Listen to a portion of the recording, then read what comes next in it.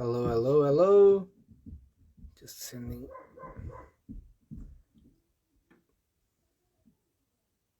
Just inviting some people here.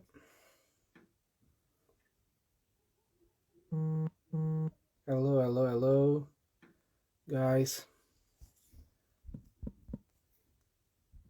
Okay.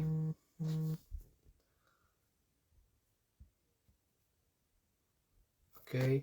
Tom is here already. Hello, Tom. We'll invite you to join me.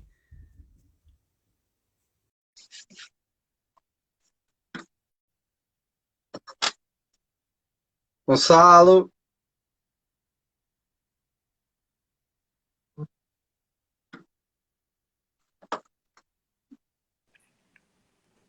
Hello, Tom. Hello. Hi. Hi. Sorry, my How are phone you? is set up completely wrong, so I'm trying to reset it. Can you see No me all right? worries. Yeah. No worries. Take your time, brother. Take your time. All good. I think we're there. All right. Okay. So, hola, Gonçalo. Just saying hello to some people here. So, Tom, first of all, thank you so much for accepting my request to this interview. Um, I spoke with your dad a while ago, and was a really hard time for you as a family when you lost your mom, and and I wanna say sorry for that because I know how hard it was, and how beautiful human your mom was for everything I've seen. So Ben Bevis is here, another great guy from Brass on Tap. Hello. Hello, Ben. So, Tom, do you want to tell us a bit about you, who you are, who who is your family? Because some people here maybe is not connecting you with your family. Do you want to tell us a bit about your story, how you did start, and all that? Yeah. Okay. So I'm Tom Gardner. My dad, Simon Gardner, is a professional trumpet player. A commercial jazz studio, whatever you want to call it, trumpet player in London, and yeah, it was growing up, uh, dad and watching him on the TV. That dad's interest in the big bands and jazz, playing music around the house that got me into playing the trumpet and just music generally, and my mum as well. So that's how I started, and I was trying to think about what age I started. All I know is just as soon as I could hold a trumpet, I was, but it didn't sound good. It wasn't a good sound.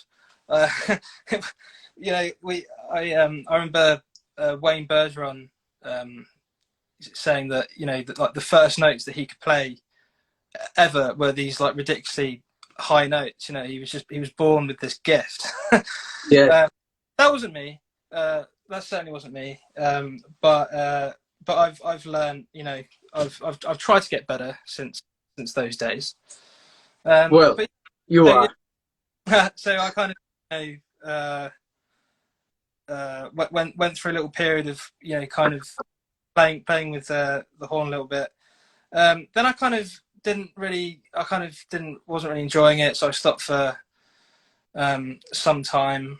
I think there was kind of that kind of pressure that you get when one of your parents Yes. does play trumpet, and I kind of wanted to do it, but wasn't really sure why I was doing it, or so that was, I think, kind of why I lost interest in it. And then when I was a bit older, I realised how much I then wanted to do it. And then spent many years, whilst being in primary school and secondary school, kind of doing the trumpet and like loving it, but having other interests as well. I used to love cricket, All and then right. there came a point where I was a little bit older in secondary school, and it was, do I what do I do? What path do I go down? And I just decided to go down the trumpet path. Um, so yeah, and I guess I had my dad to ask questions about the trumpet. I did a few like youth bands and stuff, like local music centres in my area. But it was really going down to Nijo 2, uh, which is kind of it's the youth band Yes. of Nijo. It's kind of well, when I was in it, it was the younger band to the National Youth Jazz Orchestra, where you kind of found your feet, and then that you go from being in that band to then doing the first band, Nijo. And that was kind of my first interaction with other musicians that also like big band music and jazz and everything. That was where I met Louis Downswell. Louis did it. He was doing it at the same time. There was also another great trumpet player, James Copus. He was doing Yes. it. I'm trying to think who else was doing it. There's quite a few people, but yeah, that's where I met Louis and James. And also it was during that time where I met Tom Welsh and Ruben Fowler. They're kind of the ones that sort of stick out to me of players that I've still know and talk to and play with. So yeah, so that was that. Tell me when to stop. I feel like I'm just rambling. No. Keep going. This is the point of the interview. This is nice to know the guy behind the trumpet. That's Right. why. So yeah. It was at that point where it really started to I don't know, make sense, that the trumpet and music started to make sense, and I got the bug. It was all I wanted to do. It made Yes. hell because all I wanted to do was not be there and play the trumpet. And I'll never forget, it was at that time because Louis Downswell was 2 years older than me. He was at Wells School, and he was in the process of going to the Purcell School of Music. So he went there, and it was Louis kind of telling me how amazing that school was, Purcell. That I really wanted to go there. So then I was very, very fortunate to audition and get in, and then I went to Purcell. And at the same time, James Copus had just started Junior Jazz Academy. So it's the Royal Academy of Music Junior Jazz course, Yes. and I was having the same thing from him. Like, oh, you've got to go to this. It's amazing. So then I auditioned, and very luckily I went there. So I was doing those two things at the same time. Starting to do the first band of Nijo. And yeah, and then I went from those two things to then going to the Royal Academy of Music on the jazz course, the full-time undergraduate 4-year course. And finally, me, Louis, and James, who kind of sort of grew up together, were kind of finally on the course together, even though we were at different years. Yes. So that was a really cool 2 years for me. It was like, yes, like finally we get to actually, like, where it's that thing where age collides, and you finally get to play with your mates who are a little bit older. And I know the same thing happened with James and Louis when they got to Academy, and there was Tom Welsh and Ruben and those guys who were a couple of years older than them. So that there's this cool thing, when you go to music college, and Yes. you finally get to see people. And it's funny how that generation you are talking are all monsters of players today.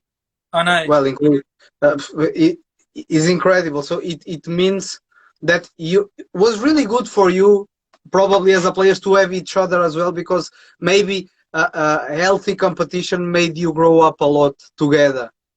Yeah. All those guys that I just mentioned, they're all my heroes. It's pretty mental. That I've got, I've got all of my trumpet musical heroes of old times. You know, whether it's Louis Armstrong, sorry, Louis Armstrong, or Harry James, Miles Davis, whoever it might be. But then also there's these people that are basically the same age as me who are also Yes, my heroes. yes. It is amazing, you know. They're all killing it, so it's pretty cool. So yeah, that's And you great. too. You are too. You are Well, too. that's the aim. Now you are. When I spoke with Tom Walsh the other day, I had my interview with you already, and I said, I have Tom Gardner on Tuesday, and he said, I'm so happy that you're gonna interview Tom. So it means something, innit? When he says that, it means something, and he will be with me. So tomorrow is Sean Hook from the RTE in Ireland Orchestra, Right. and Thursday is Tom Walsh. So don't lose it. The other people that is here, and then I need to really take your dad. I'm trying to push him, but I know it's not easy yet. But I'm Yeah. trying Well, to, and well, he's one of my heroes too. So oh yeah. um, No, we'll try and sort that. Yeah, definitely. yeah, please do it. I think it's gonna be really good for him, but really good for us. Especially, I'm in England. I live in Somerset near Bristol. You know where I am, and Yeah. I'm really close to the Wales school, actually. So yes, and I've been in contact with most of you guys. I had Louis here, but I wanted to understand now, Tom. For example, the of course your dad maybe was a little help, but we cannot use that because the market in London, I've been in London for 4 years before I moved here, and is mad. The market on the music in London, or you are top notch, or you have no space to be, especially on the big studios where you are, the Abbey Road studio, or the Seed orchestra where you have been playing, the Sid Lawrence Orchestra. How did you get on that market? Except, of course, forget your dad, because even if your dad wants to put you there and you don't play well, they will never accept you, and I know that. So how Yeah. did you get into that world and that studios, doing the jobs you are doing now? Yeah. I mean, it's a weird one because having my dad being, you know, the respected person he is, um, that, you know, his voice does have some weight. You know, if he says to someone, you know, oh, we're looking for a trumpet player, and you know, would Tom be up for it or whatever, and he's like, yeah, you know, he can do it, or you know, whatever. Oh yes, of Um, course. then, you know, I think most would trust that if he says that. Maybe Yeah, doesn't. of course. Um, but but at the same time, I think that there's always going to be that kind of thing. Maybe it's just a mental thing that you know, children think of, you know, children of musicians or whatever. Um, that you worry that people kind of, that they're not sure if you are good enough, you know, because you haven't necessarily gone through all the steps that anyone else would. But that being said, you know, I've, you know, lived and played in London, you know, for a while. I mean, I've lived there my whole life, um, and yeah, it's just that, it's that thing. It's a very old school thing of you meet people at a gig, you know, and you get like a random text from a random number saying, "Oh hi, you know, can you do this gig here and there?" Yeah, And you know, quite often it's like, you know, you would think that, you know, dad being the respected trumpet player that he is, you think, oh, everyone's going to know who he is, you know, when I was growing up.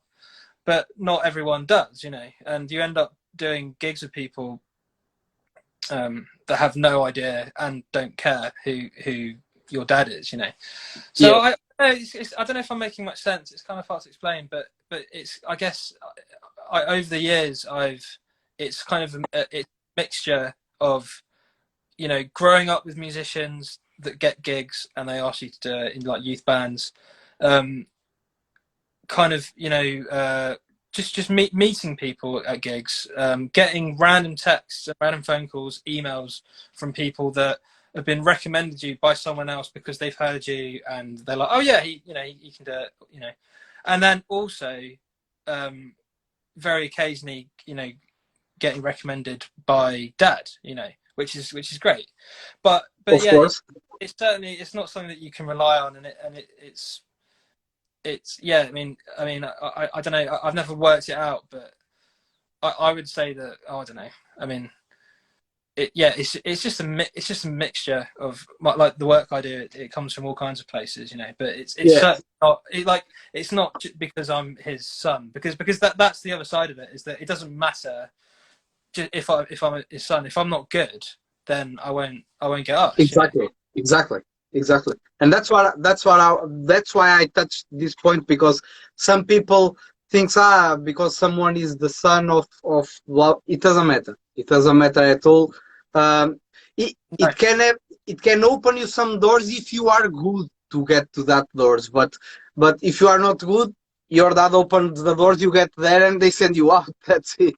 Because and I saw it happening already. So, and I really love your playing. I know a bit about you and your career, and one of the things that I admire. Let me just, Tom, let me read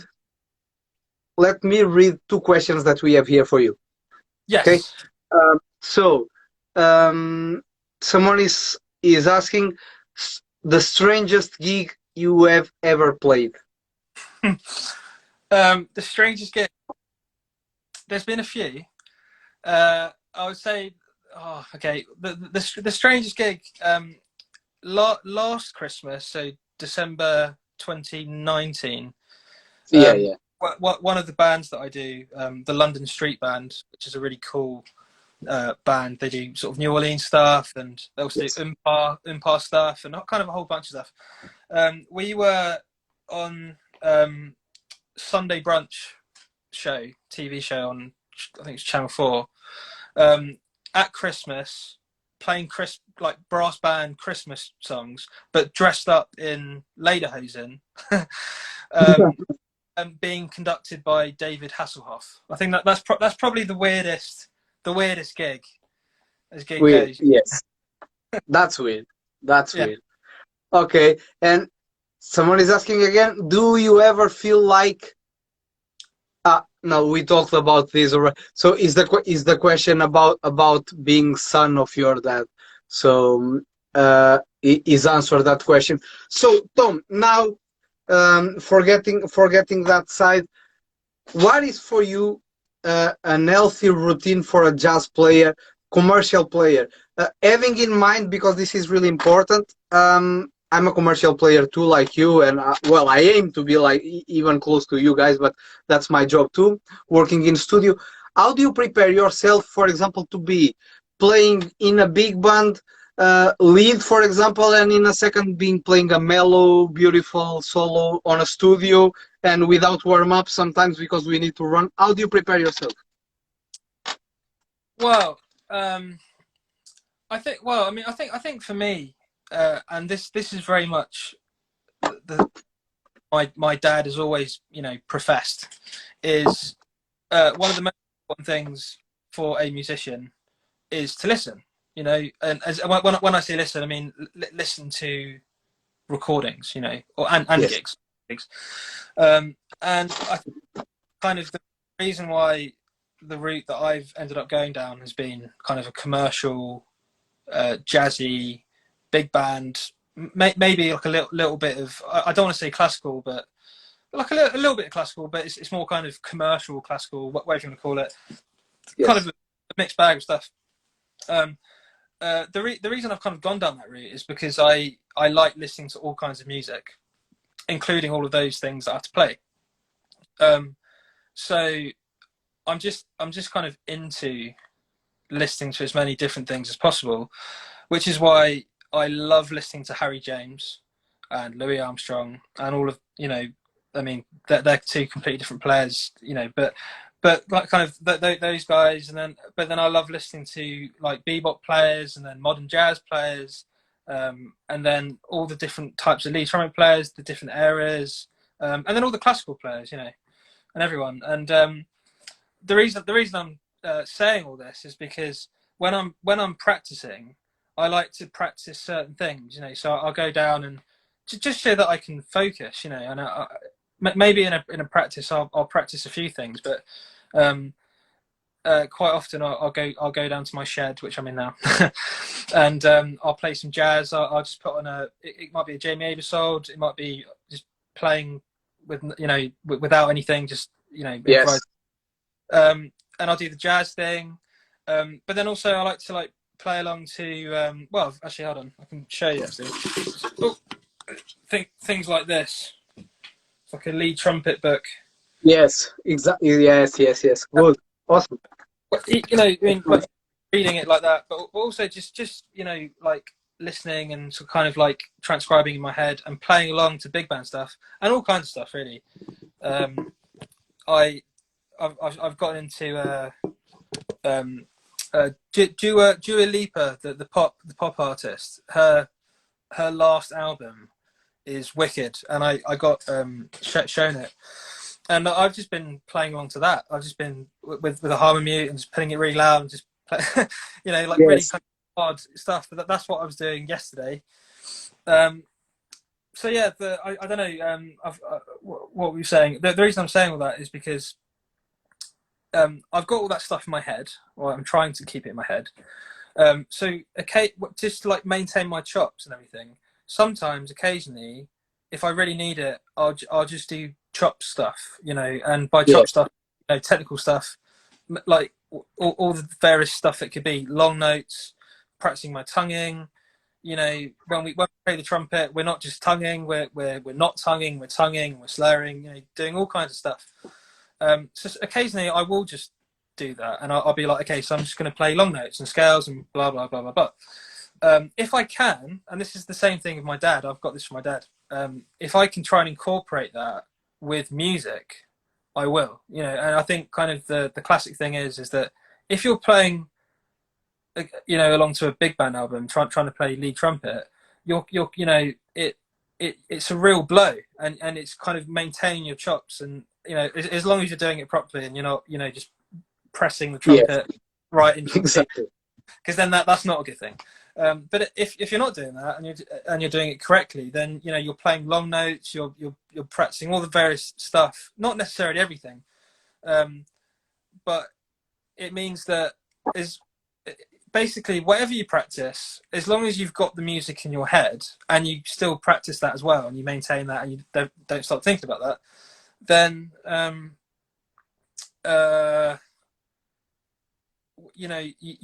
it's hard so when you do the technical stuff, you don't have to feel bad like, oh, I'm not practicing my improv, because it doesn't go away, like once you've practiced that stuff and you keep on practicing it, and you have to keep on practicing it's still in there somewhere, Yes, exactly. That he was on tour once, and he didn't play any jazz for like months. So I mean he probably did, but he didn't really play much jazz in quite a while. But he was just playing music, like really cool music and very chopsy stuff. And after that tour, he came back. He had a jazz gig, and it just all came out beautifully. And the reason it came out is because it was there, and he was still practicing. It wasn't, I think the thing that some people do is that they just, especially during times like this, it's quite hard being motivated to do anything. So some people just don't practice, and anyway. But yeah, I mean, that being said, even if you don't practice it, if you're still thinking about it and listening to music, it's still there, right? So I don't know if that made much sense. it makes, and it's really important to talk about that. Do you know what? In Portugal, we have a totally different school, and when I moved to England, I came with I met your way. The things you are saying, for example, is really important to play music and not just practice. In Portugal, for example, I used to be 4 or 5 hours with the Yarban in front of me, 1, 2, all that. And then when I was going to play music, it didn't make much difference on my playing. And now I play much more music, and I know why, and I learn a lot from guys like you and your dad and Tom Walsh. Everything I see online from you guys and videos and recordings, as you say, is really good to listen and to understand how you are getting there, and that's really important.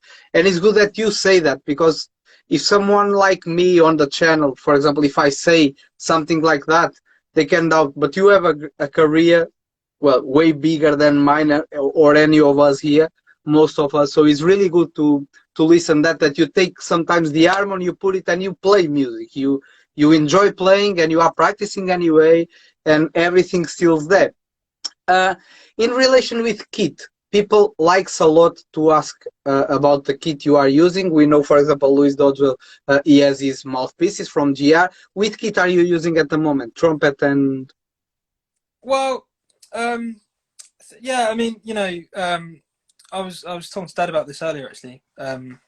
There was an era, you know, I guess kind of the golden age of the studios, you know, because Yes. you know, like historically, obviously that like there's Hollywood, but there was Hollywood, New York, and London, and you know, over the years there's been like commercial recordings for film and TV and whatever music. It's ended up being recorded all over the world, but historically, I would say, you know, it kind of LA, New York, and In London. Yes. were the ones, you know, and there used to be so many companies out there that designed trumpets for the commercial player, because there was a need for it, because there was more, you know, well, there wasn't necessarily more commercial players than anything else, but there was this like need for it. And we've got like a collection that we kind of share, you know, COVID safe share. Um, Yes. but right now I'm playing it's a Colicchio 1S2, which Awesome. which is Jerome the Calette. you what? From Jerome Calette? No, wait, I'm not sure. I mean, maybe they started making them, All right. but this is Dominic Colicchio. All right. Okay. Dominic. Okay. Okay. Okay. No, it's not. Yeah. I mean, I'm not sure, but Nice. maybe there's a connection. I don't know, but yeah, Yeah. that's the trumpet that Jerry Hay and Gary Grant played in back in the 70s, 80s, 90s before they went Awesome. over to Bach. But yeah, I'm playing that, and then I'm playing my mouthpiece is a Bach 10.5D, All right. which All yeah, right. it works for me. I've ended up playing it quite a lot. It's starting to go all brassy. Yeah. I think I might need to get it replayed at some point. But yeah, no, I just basically that this trumpet is an example of a commercial trumpet made by a company with the intention of making a commercial trumpet. Not that, you know, they still exist obviously, but you know, yeah, like Yamaha at the moment. I mean, Yamaha are probably the kings of it. They've got a whole line of commercial trumpets made for commercial players. And there's, you know, there's Smith Watkins and trying to think. They are out there, but Yeah. Look, Chargel, Adams now as well. yeah. Yeah. But it's Um, not the same. I know what you say, what you are saying. For example, I love the. I keep trying to find the Selmer balance model from Louis Armstrong, for example, because that was made for that kind of sound and that kind of feeling. And the funny thing, your two heroes are my two heroes, Armstrong and Harry James as well, exactly the same. So oh, that are my influences as well. So totally. And I like to mix a bit of both, and it's good to know someone else like that. So I have everything from them as well. Yeah. And so your dad, as a collection, of course, he does. And all that trumpets that you have, do you change mouthpieces when you change, for example, style? If you want to play something more classical, I know when you said classical, you don't want to say classical is a commercial classical. I know what you mean. Is exactly the same with me. I'm not a classical player, but sometimes I play symphonic stuff or more. Do you change mouthpiece? Well, the mouthpiece that I play, it compared to most like lead trumpet mouthpieces, it's big, Yeah, yeah, yeah, yeah. but compared to most classical mouthpieces, it's considered small. So it's Yeah. kind of, I would say it's smaller than medium. But for me, I play the kind of the lead trumpet and jazz stuff in it. But it's big enough to kind of for me to get that bigger sound when I want to do the classical thing. Um, Okay. Totally, like so many people do change the mouthpieces. I know that Derek Watkins, he used to do that. I've got a great film of Derek where you can see him doing it during a piece. He plays the high bit of a tune, and then there's a break, a big band solo, and then he goes and plays the nice low beautiful thing, and he puts in a bigger mouthpiece. Yeah. So but yeah, I think that's definitely a thing that people do. If you can try and play the same mouthpiece, I think that's probably the best. But I Yes. don't. I'm not like an expert on super high note trumpet playing, and Yeah, then yeah, yeah, yeah. because that yeah, each for their own.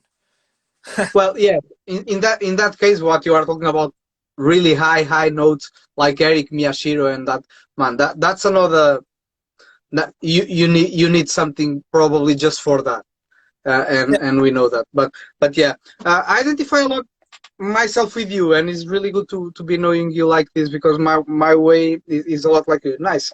Maybe I got another hero now. Not just the father, also the son. Okay, Tom, which are, let me just read two questions here really quick. Okay, so, do you do much in the way of songwriting? If so, have you got some music you are looking to release? uh, yeah. Well, yeah. It's funny you should ask because uh, I think ever since leaving music college, I kind of had in my head, right, this is the time to do an album. I've always wanted to do an album, but it's always been this massive thing, because it's a lovely thought. I'm going to do an album, but there's so many things that go into it, and just for many reasons, and you think you've got a bit of free time, but then a gig comes in, and that but anyway, I'm now like in the process of trying to get that going. Finally, it's taken a while, but I don't know. I just had a click. It's like, right, no, I've got Yes. to do it. I'm doing the album. So I haven't really, I write music, and I arrange and stuff. And I have, I've done that in the past, not much recently. But yeah, I'm just at the moment I'm thinking about what the album exactly is going to be, because I keep on changing my mind. There's so many ways it could go, and I know the feeling. yeah, It's not easy. It's not easy. Until you yeah. start. I started mine yesterday, and I wanted the swing Louis Armstrong, Harry James styles, and I ended up doing a funky Royal Grove style because I couldn't put all the big band together to record now swing. So I said no, I need to go for something different, and I started. But yeah, Great. I didn't know you were doing one as well. Um, let's hear it Yeah, soon. you're. I think you're the. I've told a few people. I've told a few people, but not many. So I guess everyone knows now. Will be nice. Good afternoon, masters. Greetings here from Brazil, São Paulo, Itapetinga. Olá para o Brasil. Grande abraço. Hugs for everyone. Okay. Uh, are are there any musicians you dream of playing with, living or dead? Oh my word. um, well, Louis oh, Armstrong and Ellie James for sure. yeah, yeah, definitely them. I mean, yeah, if I could have been in the room when, okay, so like I always like this that question of, if you could be somewhere, just be a fly on the wall. I would have loved to have been at the Kind of Blue Miles Davis sessions. Would have loved to have been at the Sands Hotel when they recorded Sinatra at the Sands with the Basie band. Um, and I would have loved to have been at any gig or recording session that Pete or Conti Condoli was at. They're two of my. I mean, I've got so many heroes. It's really hard to say these. Yes. I've got who's your biggest hero, but yeah, certainly those two guys, Pete and Conti Condoli, are very close to my heart. I really wish I could have met them. They're sadly not around anymore, but yeah. So yeah, and it's got to be Frank Sinatra. It's got to be. Oh yes.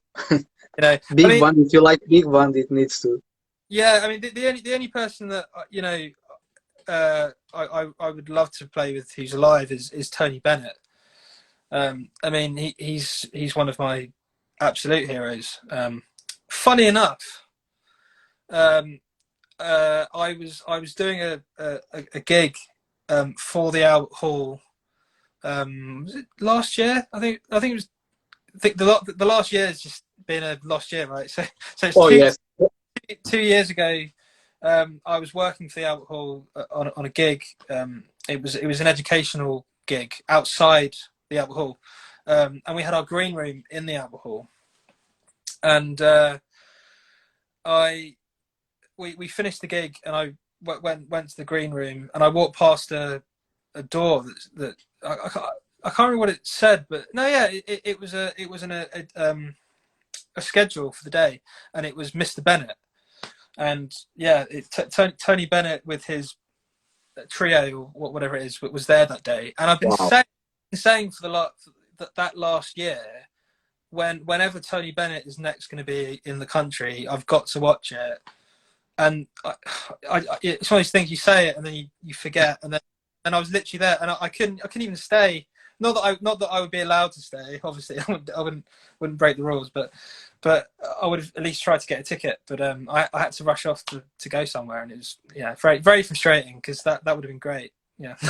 Ah, you you can do it, bro. With your quality, you can play. You can play with any guy in the world. So, okay. Let me see another question. Do you have any strange pre-gig ritual? um. Strange gig. I don't know. No, I don't. I'm really boring. I quite often have. I like coffee. If that's weird, I have coffee quite late, which probably isn't a very sensible idea. I do the same a lot. Yeah, probably better drinking other things. But yeah, I don't know Tom, that weird. I like zone, as they say. okay.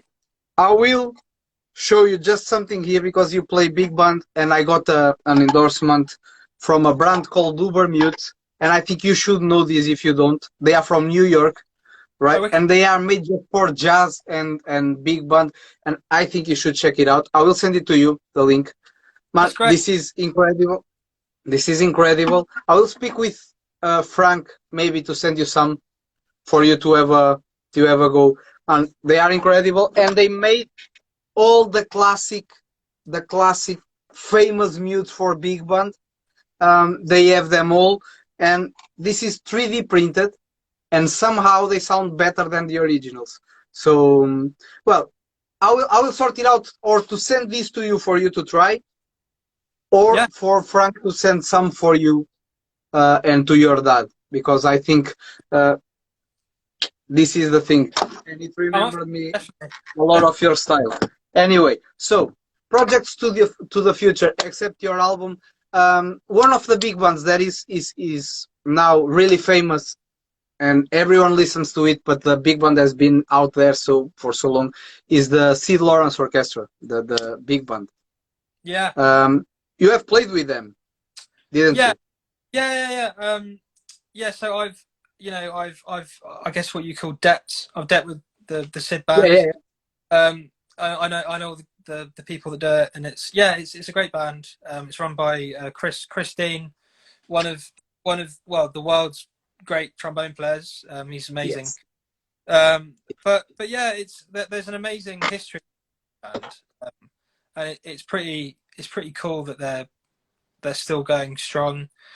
You know, I mean, you know, I think there's some videos of Chris talking about it, but the Sid Lawrence Orchestra starts. I think it started in either the late '60s or the '70s, and back then, the BBC had way more orchestras than they have now.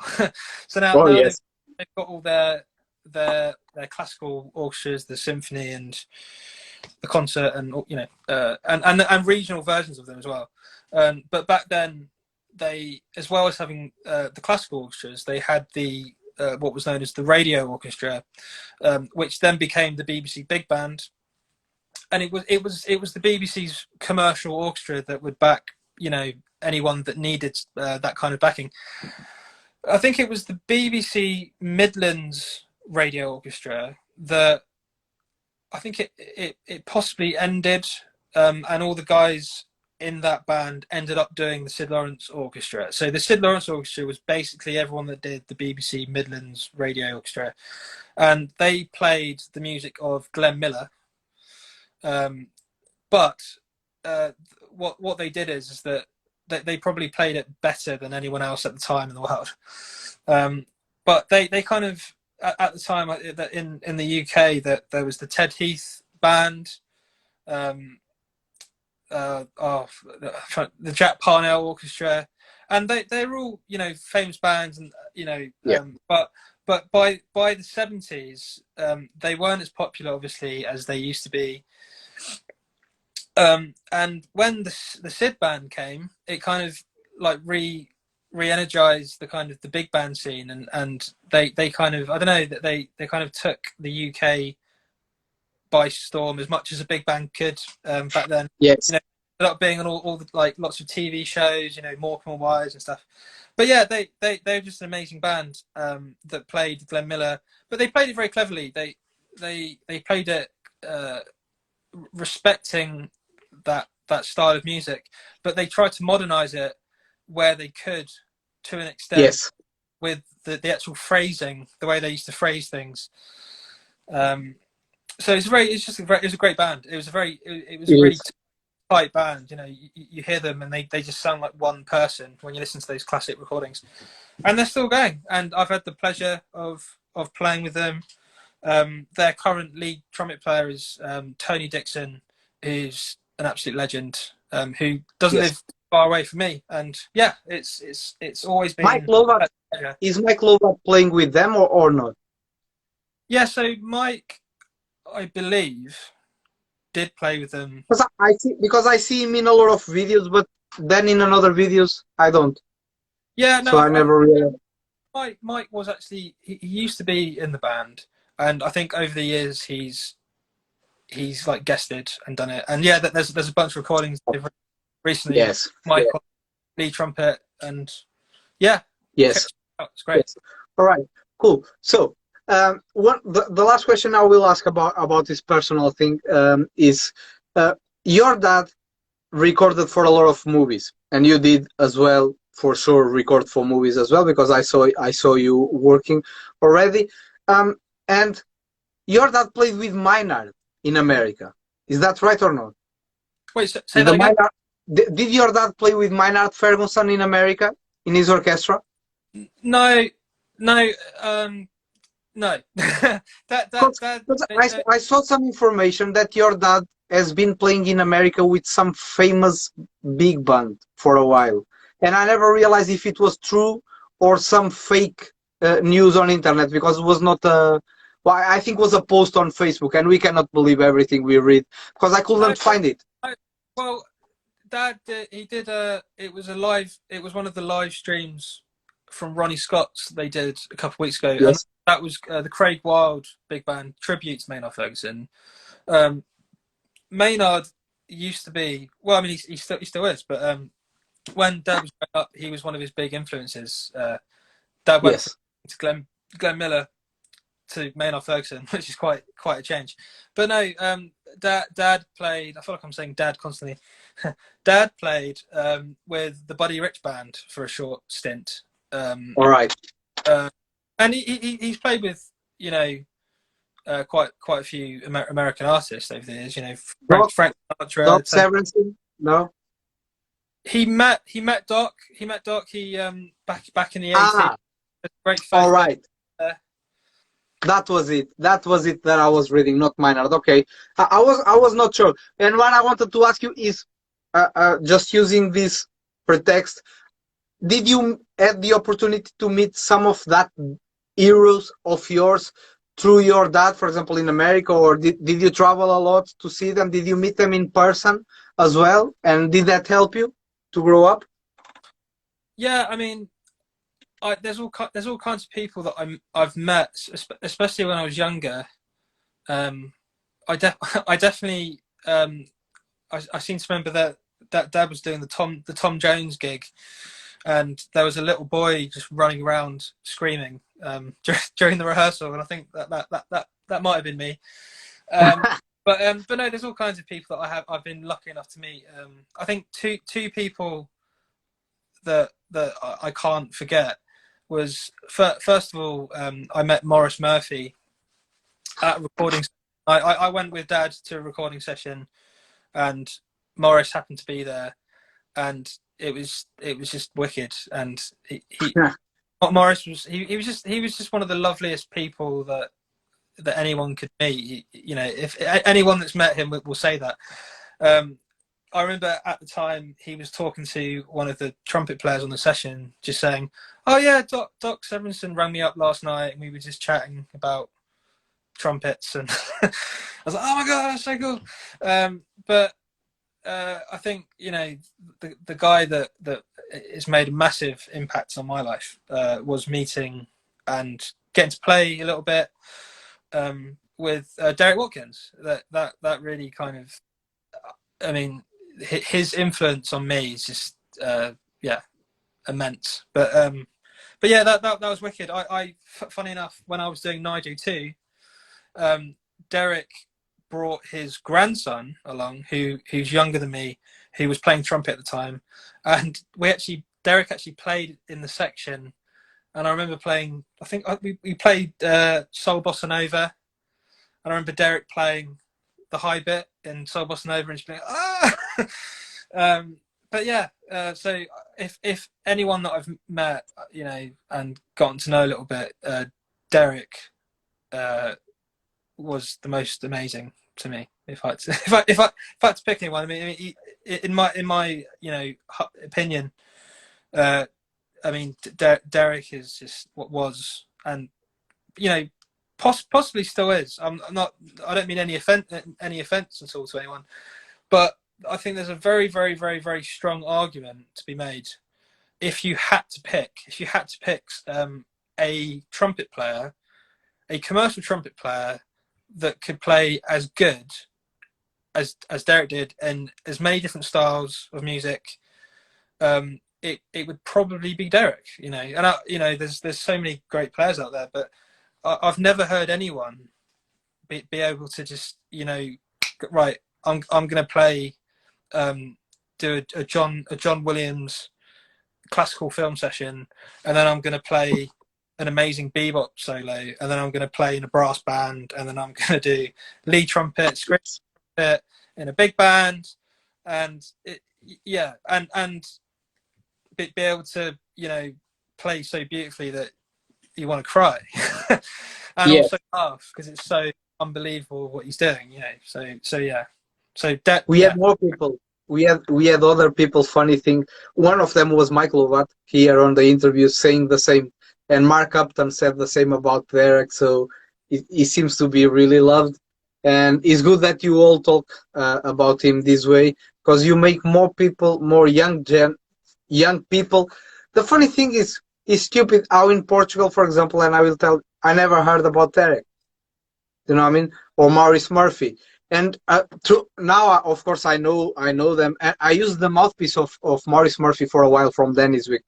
Yeah. Actually, I've been playing with it for a while, and I research a lot about them. But now in Portugal, because of these interviews, we have a lot of young people going and checking who is Derek, who is Maurice Murphy, and that's the intention of this, is to make them grow up um, as you grow up in this country with guys like you. So, Tom, to end up this interview, I will not take longer from you. I will just ask you a last message for the young people, always for the young people, how to become a successful player in the market as you are. Let's talk about your market, our market, the commercial market and studio. How to become a successful player. And the reason I always ask this is because we are watching the new generation playing better and better every time we see kids playing or online things that we say, wow, but he's missing something. He's missing the loyalty, he's missing the character to be in a group, to be as a family with your colleagues. So it's a lot of, what I mean is a lot of bad competition online. And I want you, the big guys, to tell these kids what they need to do to become successful. Of course, play well they need to do. But what else? What else? That is a big question. One which I don't know if I know the answer, but all I can say is practice. Do all the technical stuff. Never stop trying to be better, and never always keep on listening. Listening to everyone. Listen to all the classical players, all jazz players, lead trumpet players, everything. And respect your elders. You know, when you play with people, don't think that you're, you know, the bee's knees. You know, listen to them, and just, I think the key thing is, you know, practice, listen, and just be open-minded. Just be open-minded that you might be wrong, you might be right, you know, but you might be wrong, and the only way to tell is to be open-minded. And you know, music is art after all. You know, it's subjective. There's no such thing as right or better. It's just it's either good or it's bad, or it's different. So and turn up on time. Turn up on time as well. And And that's it. try and if you can, make enough time so you've got time to warm up, so so you can actually do the job properly. You don't want to injure yourself. Yeah, well, yes, exactly. Especially now that we have the competitions of high notes everywhere on Facebook too. People just pressuring the lips to play high, and they forget the rest. So thank you so much, brother. Was an honor for me to have you here. I will share this interview on YouTube and Facebook with all your links. So your Facebook, your Instagram, everything, for people to follow you and to know a bit more about you. Please make me the favor to speak with your dad to make an interview with me as well. All right? Yeah. And say that. Definitely. And I will deal with you to send you this later. Okay? I would love. That'd be great. So all right. Thank you so much. So take care, brother. Bye bye. Yeah. Bye.